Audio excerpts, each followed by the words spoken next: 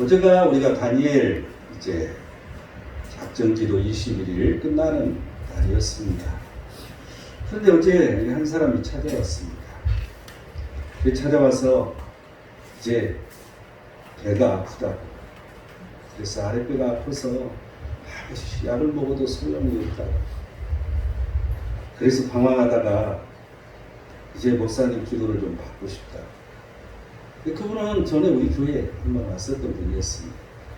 근데 이분은 이제 어느 한 교회 정착을 못하고 이리 갔다 저리 갔다.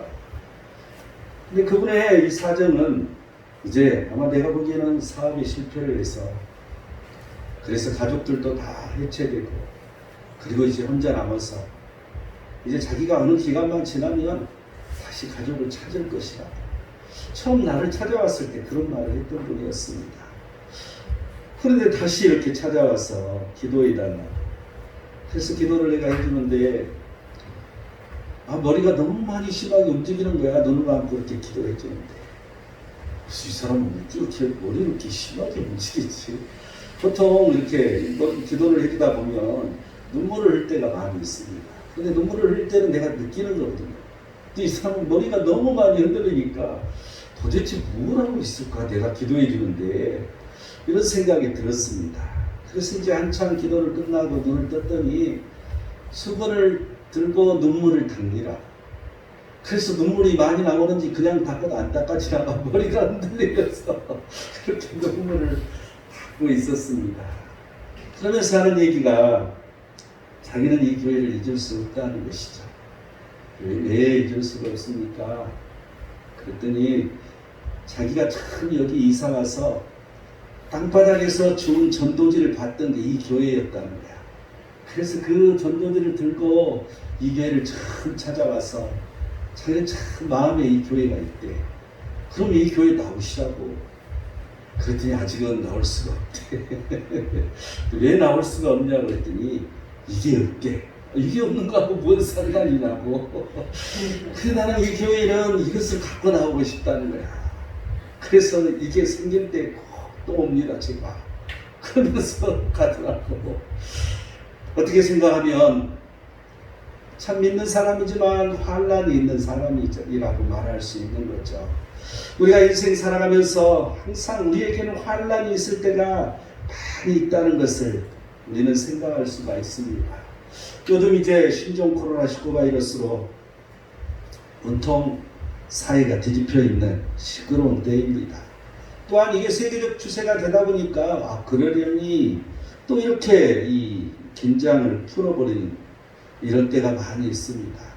그런데 엎친데 겹친 격으로 폭우가 쏟아져서 많은 이제 피해를 입은 것이죠. 그런데 이 우리나라뿐만 아니라 일본도 마찬가지고 중국은 네 번째 홍수가 나서 수재민이 무려 6,346만 명, 우리나라 인구보다 더 많은 수재민이 발생했습니다. 피해액이 무려 30조 5천억, 어마어마한 손실을 입는 게 중국입니다. 이 신종 코로나19 바이러스뿐만 아니라 네 번째 홍수가 오고 또 메뚜기 재앙까지 겹친 그 나라, 참 이게 나무 일처럼 보였지만 이제 우리에게도 가까워지고 있다는 것을 우리는 알 수 있습니다. 공통적으로 전부 전 세계적으로 신종 코로나 바이러스가 처음 발생한 그 나라들을 보면 그 다음이 홍수였어. 그리고 메뚜기 재앙이 왔어. 똑같이 공통적으로 나타난 증상입니다. 대표적인 게 이란이죠. 이런 나라들. 그런데 지금 우리 한국도 54일 장마로 폭우가 쏟아져서 그래서 지금 민심이 아주 흉흉합니다. 여러분, 이러한 이 국가적인 이 환란을 바라보면서 여러분, 이런 환란은 우리가 어떻게 이겨야 될 것인가? 또 어떻게 우리는 이러한 환란을 극복할 수 있을 것인가? 근데 말씀으로 한번 들여다볼 필요가 있다고 생각합니다. 이러한 혼탁한 때에 어느 한쪽 이 기독교에서는 사랑이 중요하기 때문에 동성애를 용인하고 그들을 차별금지법을 허용해 줘야 된다고. 어디에도 그런 성경에는 그런 말씀이 없습니다. 여러분, 이 하나님의 사랑도요, 한도가 있는 것입니다. 선이 있다는 것을 하나님 말씀은 여러 군데서 말해주고 있습니다. 그런데 성경을 바로 보지 못하고 엉뚱한 말을 하고 있는 사람들입니다. 또한 어저께 너무나도 이제 많은 사람들에게 지탄을 받는 그런 일을 신문지상에 오르내는 것을 봤습니다. 근데 너무나도 부끄러운 얘기는 교회에서 예배를 드리면 신종 코로나 바이러스가 죽는다. 어디 성경에 그런 말이 써져 있습니까? 나는 너무 충격을 받았습니다. 이 시대가 어떻게 되려고 많은 크리스찬들은 침묵을 하고 있습니다. 한국의 대다수 크리스찬들은 말없이 묵묵히 하나님 말씀을 청종하기를 원하며 살고 있습니다. 그런데 그러한 몇몇 이 양쪽으로 구구, 국자 이렇게 나눠져서 많은 사람들에게 욕을 먹히고 있는 예수 그리스도의 얼굴을 흑칠하고 있는 사람들을 바라보면서 진정으로 환난이 무엇인가, 이런 환난을 우리는 어떻게 이겨내야 할 것인가를 말씀에서 해답을 얻기를 원합니다. 오늘 이제 이 본문의 이 결론은 7절인데 주는 나의 의심처이오니 환난에서 나를 구하시고 구원의 노래로 나를 두시리이다. 이 결론은 환난에서 벗어난 길은 하나님에게 달려있다는 걸 알 수 있습니다. 오직 하나님밖에 없다는 것을 이 시편 기자는 말해주고 있다는 것이죠. 환난에서 벗어나는 길 첫째 1절을 볼까요? 허물의 사함을 받고 자신의 죄가 가려진 자는 복이 있도다. 첫 번째 환난에서 벗어나는 길은 죄를 인식하는 길이란, 죄를 인식해야 된다는 것입니다. 복을 받으려면 죄가 무엇인지 인식해야 된다는 거죠. 여러분, 여기서 이 복이라는 단어는 복수를 쓰고 있습니다. 그래서 그냥 복 한 가지 복이 아니라 많은 복을 받을 수 있다는 것이죠. 그래서 이 죄하고 관계된다는 것을 설명해 주고 있습니다. 여기서 자신의 죄라고 말해줬는데 이제 허물의 사함, 자신의 죄. 여러분, 허물 그러면 우리가 이 한국말로 생각할 때는 그냥 뭐 실수한 거 뭐 이렇게 느껴지잖아요. 그런데 원어적으로 보면 이러한 게 아니라 펠사흐라는 단어를 쓰고 있는데 이 신하가 왕에게 반란을 꾀하는 것을 가리키는 정치적 용어입니다. 여기서 이제 이 인간이 창조 하나님을 거역하고 배신한 행위를 설명해 주고 있습니다. 그래서 여기서 허물이라는 것은 우리가 하나님 말씀을 거역하는 것, 우리 하나님 말씀을 배신하고 하나님 말씀을 등에 대고 배신하는 행위, 이러한 것을 허물이라고 말해주고 있다는 것입니다. 우리가 하나님 말씀을 늘 바라보지 못하고 그 말씀을 거역하고 다른 말을 하는 것은 그게 바로 이 오늘 본문에 나오는 폐사의라는 단어입니다. 또한 자기 죄라고 말해주고 있는데 이 죄라는 이 언어는 하타라는 단어를 쓰고 있습니다. 이 하타라는 단어는 표적에서 빗나갔다는 뜻입니다. 하나님의 말씀을 정확하게 지켜야 되는데 그 하나님 말씀에서 빗나갔다는 것을 의미해 주고 있습니다. 쉽게 설명하면 하나님이 설정해 주신 삶이 있다는 거죠. 우리가 이 세상 살아가는 데는 하나님께서 하나하나 다 만들어 주신 계획하신 이러한 삶이 있다는 것입니다. 그런데 그러한 삶의 기준에서 우리는 벗어나는 것, 그게 바로 죄라는 것이죠. 또한 이 하나님께서 우리에게 마땅히 지켜야 할 규범들을 말해주고 있습니다. 그런데 그러한 것에서 빗나간 이러한 것들이 죄라고 설명을 이 원어적으로 설명할 수 있을 것입니다. 우리가 하나님 말씀에서 벗어나 있거나 하나님 말씀을 거역하고 그 하나님 말씀에 등에 돌리고 있는 이러한 것들을 우리는 인식해야 된다는 것이죠. 이런 것을 인식하는 것이 이 환난에서 벗어나는 첫 번째 길이라는 것입니다. 그래서 오늘 이 복이 있도다라고 말해주고 있는데 이 복이 있도다, 이 언어의 의미를 따져보면 그냥 쉽게 설명하면 기쁨, 행복 이런 의미를 가지고 있는데 그냥 기쁨, 행복 이게 아니라 이 기쁨, 행복 이게 넘치는 것을 의미합니다. 그래서 우리가 죄에서 벗어나는 것은 그 하나님의 복이 넘치는 것을 말해주고 있습니다. 또한 이 복수를 써 있기 때문에 여러 가지 복이 우리에게 있다는 것을 잘 설명해 주고 있습니다. 여러분, 이 죄인식, 이러한 죄인식을 우리는 왜 깨닫지 못하는 것입니다. 시편 36편 2절을 보면 그가 스스로 자랑하기를 자기의 죄악은 드러나지 아니하고 미움을 받지도 아니하리라 함이로다. 여러분 항상 우리는 말합니다. 괜찮아 괜찮아. 하나님 말씀에 어긋나는 것은 괜찮아가 없다는 것입니다.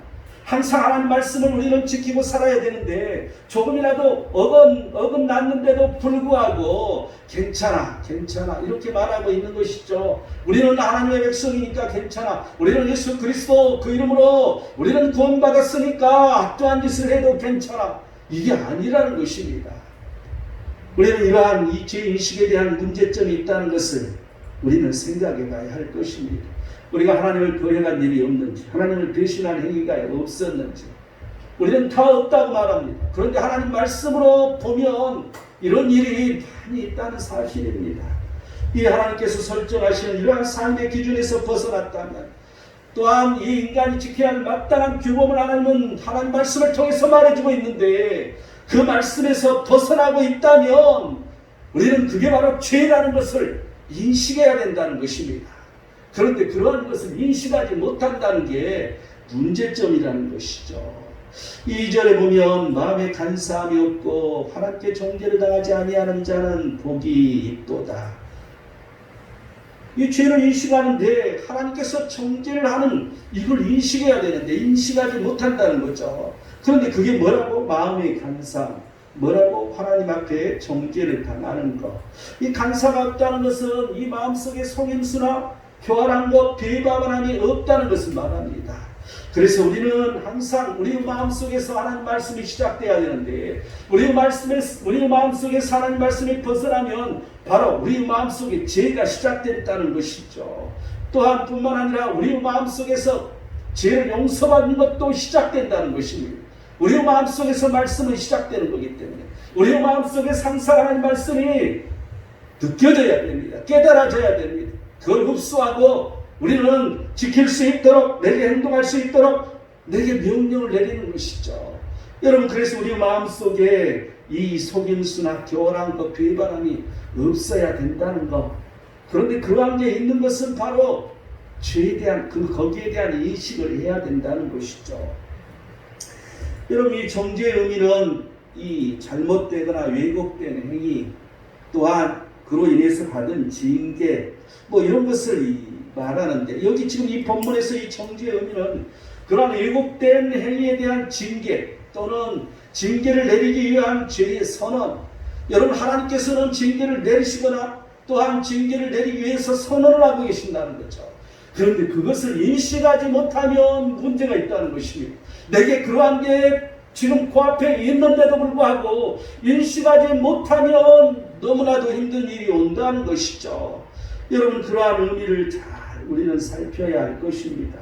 항상 이 말씀에서 벗어나는 게 죄인데 우리가 한번 그런 죄에 빠지면 계속해서 죄를 낳는다는 것이죠. 시편 36편 1절은 악인의 죄가 그의 마음속으로 이르기를 그의 눈에는 하나님을 두려워하는 빛이 없다 하니 우리가 우리 마음에 죄가 들어오면 하나님을 두려워하는 그러한 빛이 없어진다는 것이죠. 하나님을 인식하는 게 사라진다는 것입니다. 시편 36편 4절은 그는 그의 침상에서 죄악을 꾀하며 스스로 악한 길에 서고 악을 거절하지 아니하도다. 항상 죄가 내 마음속에 있으면 계속해서 잠을 때로 침상에서까지 그런 죄를 꾀한다는 것이죠. 뿐만 아니라 어떠한 악이 내게 협상으로 들어올 때는 그러한 것을 거절하지 못하고 그 길을 따라갈 수밖에 없는 그런 현상을 말해주고 있습니다.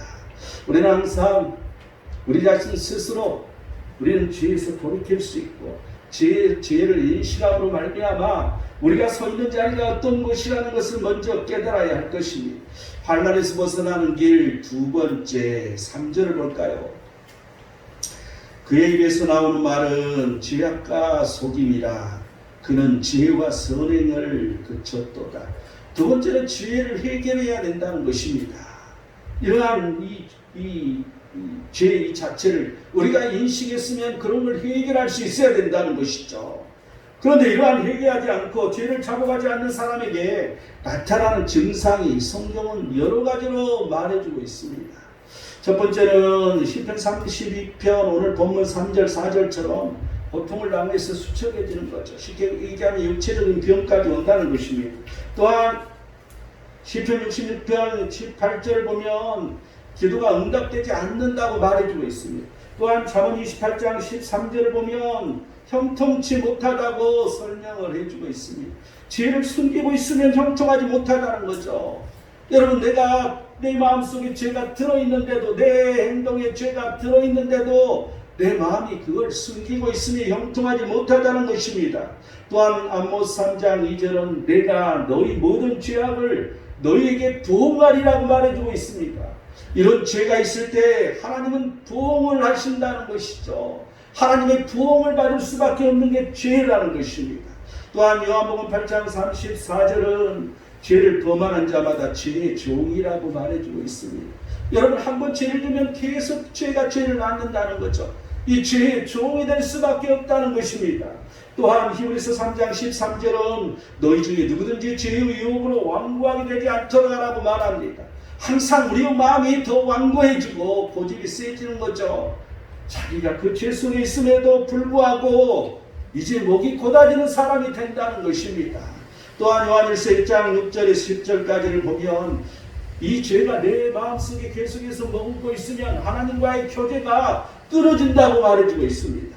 또한 사무엘상 12장 19, 25절을 보면 결국 그 죄를 품고 있으면 멸망의 길로 가게 되는데 버려질 수밖에 없다고 성경은 말해주고 있다는 것을 우리는 잊어서는 안 될 것입니다. 그렇다면 죄는 어떻게 해결되느냐는 것이죠. 오늘 처음에 얘기했던 것처럼 하나님께서 해결해 주신다는 것입니다. 우리가 죄를 졌지만 하나님께서 우리를 죄에서 벗어나도록 해결해 주신다는 것이죠. 아니, 어떻게 하나님께서 해결해 주신다는 거지? 이 하나님께서 이 죄를 해결해 주시는 세 가지 과정이 오늘 이 본문에는 기록되어 있습니다. 첫 번째 우리가 볼까요? 죄를 어떻게 해결하시는지. 이 3절을 보면 내가 입을 열지 아니할 때 종일 신음함으로 내 뼈가 쇠하여 졌도다. 신음하게 만드신다는 거죠. 여러분, 우리가 죄를 회개하지 않으면 하나님은 우리를 신음하게 만들어서 돌아오게 한다는 것입니다. 이 신음하게 한다는 것, 또 뼈가 쇠해진다는 것, 이게 무슨 말일까? 여러분, 이 신음이라는 것은 이제 이 죄를 토설치 않음으로 말미암아 그 마음속에 심령이 고통이 느껴지기 시작한다는 거죠. 그래서 감당할 수 없어서 짐승이 부르짖는 것처럼 처절한 탄식을 할 수밖에 없다는 것입니다. 이렇게 하나님을 만드신다는 것이죠. 그래서 그렇게 됐을 때 종일 신음함으로 내 뼈가 쇠하여 졌도다. 여기서 뼈라는 이 표현을 쓰고 있는데 쉽게 말하면 뼈가 썩었다는 표현이라는 것이죠. 이 자신의 영적인 비패가 결국은 육체의 병을 만들고 있다는 것을 말해주고 있습니다. 그래서 이렇게 신음하도록 만들어서 그가 돌아올 수 있도록 한다는 것이죠. 하나님은 항상 기다리시면서 기회를 주신다는 것을 알 수가 있습니다. 시편 37편 24절은 그는 넘어지나 아주 엎드러지지 아니하면 여호와께서 그의 손으로 붙드시려라고 말합니다. 항상 하나님은 하나님의 손으로 우리를 붙들어 주시기를 원하고 계신다는 거죠. 항상 하나님은 우리를 바라보면서 우리가 돌아오며 우리가 온전히 서기를 기다리신다는 사실입니다. 또한 4절을 보면 주의 손이 쥐하로 나를 누르시오니 내 진액이 빠져서 여름 가뭄에 마름같이 되었나이다. 두 번째로는 주의 손이 쥐하로 누른다는 것입니다. 우리가 하나님께서 신음소리를 토해내도록 만드는데도 회개하지 못하면 두 번째 단계로 하나님께서 직접 쥐하로 누르신다는 것이죠. 여러분, 이 누르다는 의미는 그러면 무슨 뜻일까? 이 누르다는 이 원어의 의미는 무겁다, 무겁게 하다, 또한 증가시키다, 이런 단어를 썼는데 미완료형을 사용하고 있습니다. 계속해서 누르신다는 것입니다. 계속 무겁게 한다는 것입니다. 여러분, 그냥 한 번 하고 멈춰지는 것이 아니라 하나님께서 돌아올 때까지 계속 이어진다는 것을 말해주고 있습니다. 그래서 결국은 진액이 빠진다는 거죠. 여러분, 이 진액이라는 것은 인간의 살과 뼈가 포함된 이런 기름이나 또한 피와 물을 의미한다고 합니다. 그래서 이 진액이 한마디로 설명한다면 생명력인 것이죠. 이 진액이 완전히 빠지면 죽는다는 것을 말해주고 있는 것입니다. 그래서 이렇게 고통스럽게 힘듦이 온다는 거죠. 여름 가뭄에 마름같이. 여러분 가물 때 마르면 얼마나 목이 마릅니까? 이렇게 만든다는 거야. 목이 말라서 그 하나님을 찾을 수밖에 없도록 이 하나님은 우리를 계속해서 누르시고 있다는 것을 말해주고 있는 것입니다. 또한 5절을 볼까요? 내가 이르기를 내 허물을 여호와께 자복하리라 하고 주께 내 죄를 아뢰고 내 죄악을 숨기지 아니하였더니 곧 주께서 내 죄악을 사하였나이다. 이 세 번째는 이제 자복하게 하신다는 거죠. 그런 하나님께서 계속 누르심으로 말미암아 자복하지 않을 수 없도록 만드신다는 거야. 그래서 그 세 번째 마지막 과정에서는 자복할 수 있도록 하게 한다는 것이죠. 무엇을 자복한다고요? 이 허물과 죄와 죄악을 자복하게 한다는 것입니다. 어떻게 자복한다고 여기서 말해주고 있어요? 숨김없이 자복하도록 우리의 죄가 늘 낱낱이 드러나서 하나도 빠짐없이 숨김없이 하나님 앞에 하나하나 자복할 수 있도록 만드신다는 거죠. 여러분 하나님의 영이 임하면 그런 현상이 나타납니다. 오직 성령이 충만할 때 우리가 어렸을 때부터 지은 죄까지 언제 내가 그랬나? 이런 기억이 나서 다 죄를 자복할 수 있도록 만드는 그런 때가 있지 않습니까? 잠언 28장 13절을 보면 자기의 죄를 숨기는 자는 형통하지 못하나 죄를 잡아가고 버리는 자는 불쌍히 여김을 받으리라고 말해주고 있습니다. 하나님께서 죄의 회개를 늘 기다리고 계신다는 거죠. 하나님께서는 늘 이러한 환난 속에서도 우리가 회개하고 돌아오기를 기다리신다는 거야. 그래서 신음하게 만드시고 주의 손으로 죄악을 누르시고 또한 결국 자복하게 하신다는 것입니다. 이런 일이 있기 전에 우리는 회개해야 우리에게는 더 유리하다는 것이죠. 평생 살면서 우리는 항상 회개하는 습관을 기르는 것이 무엇보다도 중요하다는 이 사실을 여러분 기억하시기 바랍니다. 어떤 목사님은 이런 고백을 합니다. 자기는 자기 전에 꼭 회개를 한다. 하루도 빼지 않고 회개를 한대요. 그래서 아니 무슨 죄를 그렇게 많이 지셨는데요.